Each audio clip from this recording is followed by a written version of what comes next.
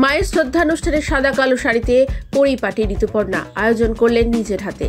মা এই শব্দটার সঙ্গে সকলের যেন আত্মার সম্পর্ক। শুধু তাই নয়, যারা মা হওয়ার যন্ত্রণা বুঝেছেন তারাই জানেন জীবনে কি হারিয়েছেন।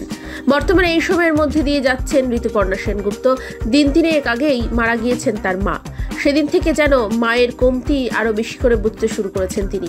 গতকাল মায়ের 3 দিনের কাজ করেছেন ঋতুপর্ণা সেনগুপ্ত।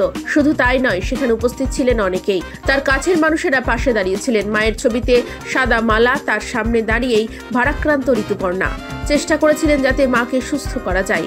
শেষ 15টা দিন অনেকটা লড়াই করেছিলেন, কিন্তু শেষ রক্ষা আর হলো না। মাকে হারিয়েছেন ছবি রিলিজের মধ্যেই।